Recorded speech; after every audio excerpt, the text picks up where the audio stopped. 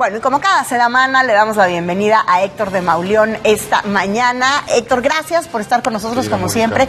Y particularmente, pues algo que llamó mucho la atención en tu leidísima columna del periódico El Universal fue particularmente donde tú señalas este tema de la falla que existe en la Ciudad de México y que además es increíble, Manuel, lo comentábamos tú y yo hace un momento, es increíble que por muchas generaciones de administraciones se sabe y no se había hecho nada. Y esta falla hoy representa el lugar donde han colapsado y matado a cientos de mexicanos. Sí, no está clara todavía la relación entre la falla y los sismos y los desastres que han ocurrido, pero tienes toda la razón. La falla corre precisamente por el lugar donde se cayeron los edificios en el pasado 19 de septiembre.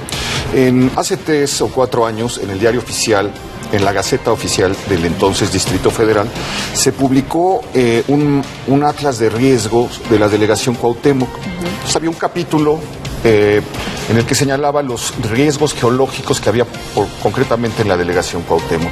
Y en esos riesgos, aparte de deslaves, de inundaciones en diversas zonas de la ciudad, de repente señalaban que había una falla geológica que atravesaba la delegación Cuauhtémoc por la mitad.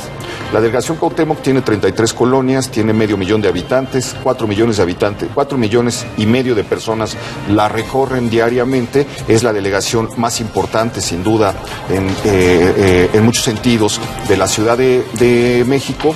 Y según esta información, esta falla atraviesa por la mitad, pasando por 21 de las 33 colonias. Atraviesa la colonia Condesa, atraviesa la colonia Roma, atraviesa la colonia Juárez, atraviesa la colonia Cuauhtémoc, es decir, cruza por Reforma, atraviesa la colonia Cuauhtémoc, se va hacia la Guerrero, prosigue hacia Peralvillo, la colonia San Simón, y se va diluyendo hacia el norte. Esta es una de las 6 fallas detectadas en la ciudad. Hay distintas fallas.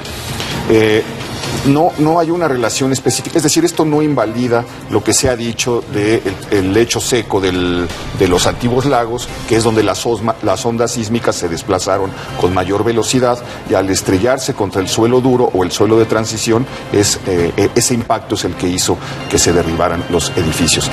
Lo extraño aquí es que, bueno, la falla no está solamente en esa gaceta, la falla ha sido ya mencionada por el Instituto de Geología de la UNAM en diversos estudios. Está probado que esas fallas están ahí y lo que me parece muy extraño es que atravesando las colonias tan importantes de la delegación Cuauhtémoc no se haya informado nunca a quienes compraron, a quienes pusieron ahí no solamente en riesgo su patrimonio, sino su vida y la de sus familiares, pues que estaban comprando en las cercanías de una falla. No hay, como te repito, no está probado que la falla haya determinado de ninguna manera. Pero entonces ha sido una muy desafortunada casualidad que además comenzó en su primera edición, llamémosle así, en 1985, porque fueron justamente las colonias que también se afectaron. Así es por donde pasó, pero es que también es cierto esto, las colonias afectadas son donde estuvieron los 5 lagos de Tenochtitlan, los lagos desecados, y donde el suelo fangoso hace que las ondas se desplacen a una velocidad mayor y le dan una inestabilidad mayor a los edificios. En las zonas duras el daño fue menor, tanto en 1985 como en el pasado. Fíjate, esos sí son hechos, digamos, irrefutables. El que vivimos en una zona, algunos, fangosa, porque había lagos, había ríos, corrían canales en la Ciudad de México, el que estamos en una zona sísmica y el que se necesita de difundir y de publicitar información para quien va a construir, información para quien va a comprar, información para quien va a vivir. Y para quien gobierna, Manuel, para quien supuesto, gobierna ellos son quienes tienen que difundir esta información. No, bueno, sabemos que hay un atlas de riesgos que está guardado, que no se ha dado a conocer, se ha dado a conocer parcialmente en algunas zonas, pero hay un atlas de riesgos de la ciudad que pues, los ciudadanos tendríamos que conocer, tendríamos que saber en qué parte de la ciudad estamos viviendo, y que probablemente esa parte de la ciudad es un polvorín, es una bomba de tiempo. Tenemos que saber esas cosas pues aunque se afecten las inmobiliarias y aunque se afecten negocios y se afecten muchísimas otras cosas. Creo que a la vista de lo que está pasando, y cuando la UNAM ha anunciado la inminencia de un nuevo terremoto, no se sabe cuándo, pero que inevitablemente tendrá que llegar por la tensión acumulada durante 67 años en una falla específica de Guerrero, tendríamos que estar pues al tanto de la mayor cantidad de información posible, ¿no? Nos visitaba en el estudio Ricardo Pasco esta semana, y él, a propósito de lo mismo, recordábamos con él el terremoto que ocurrió en Japón en el año 2011, y hablábamos exactamente lo mismo. Ellos detectan una situación similar, y del 2011 al 2017 se desalojaron todas las propiedades, edificios o lo que hubiere en esta zona de Tokio, y hoy hay parques, plazas, ni modo. Y mira que si hay un lugar donde ya... Y se dejó de construir. Aquí vemos que incluso después de la emergencia hay predios, hay obras en la Benito Juárez, claro, que continuaron en marcha, que ni siquiera en el momento de la emergencia detuvieron su... Yo creo que este sismo nos ha dejado muchísimas lecciones que ya tenemos que aprender y que valorar. Lo primero es que todos los edificios que se cayeron, por lo menos en la delegación Cuauhtémoc, ni uno solo había ido a pagar el programa de protección civil, ni se había presentado en la delegación con un plan para decirle a las personas que ahí vivían, en este punto vamos a hacer tantos simulacros al año, este va a ser el punto de reunión. Si ellos hubieran hecho esto, la delegación habría estado obligada a hacer una visita de verificación y probablemente hubiera detectado fallas estructurales, zonas de riesgo, pero muchos de los dueños de edificios no lo hicieron por no pagar 10,300 pesos, por también la desconfianza tradicional que ya se tiene ante las autoridades, porque hay una grieta inmensa, esto nos dejó también el terremoto, una grieta inmensa entre el gobierno y la sociedad.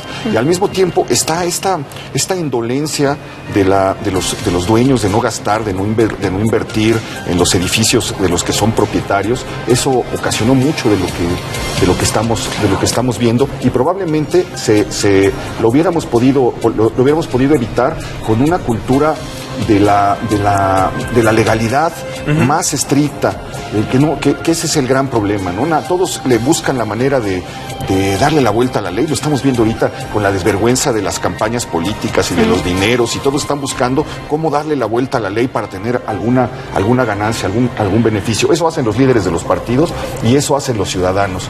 Y en medio hay una amplia gama de personas pues, que están buscando cómo burlar, cómo pisar, cómo violar la ley. Y esta es una de las consecuencias. Ya vimos que la corrupción mata, y ya vimos también que las violaciones a la ley pueden costar vidas, ¿no? Claro, pero ya vimos también que la historia siempre lo reclama, ha tenido oportunidad de demostrarnos en varias ocasiones, desde el 57, el 85 y este nuevo 19 de septiembre, que pues marca nuevamente la historia del desastre en México.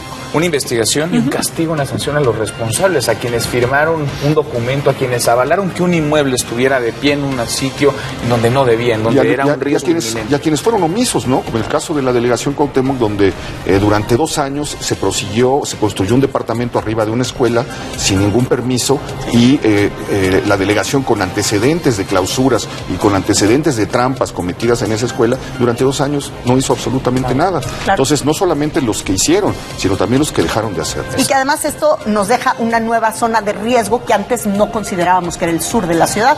Tú hablabas de que esta falla, que independientemente de que tenga que ver o no, pues comienza justamente en Tláhuac. Sí, así es. Se abrió, se hizo de manifiesto en Tláhuac, pero es otra vez la zona donde la zona lacustre es la que está muy afectada. Le quitamos el agua a la cuenca, la secamos, la volvimos polvo, y de alguna manera estamos comenzando a pagar las consecuencias de esa falta de planeación, de esa imprevisión, de ese error histórico que comenzó con la necedad de Hernán Cortés de construir una ciudad donde todo indicaba que no valía la pena hacerlo, ¿no? Así es. Héctor, muchas gracias. Hombre, mil gracias por la invitación.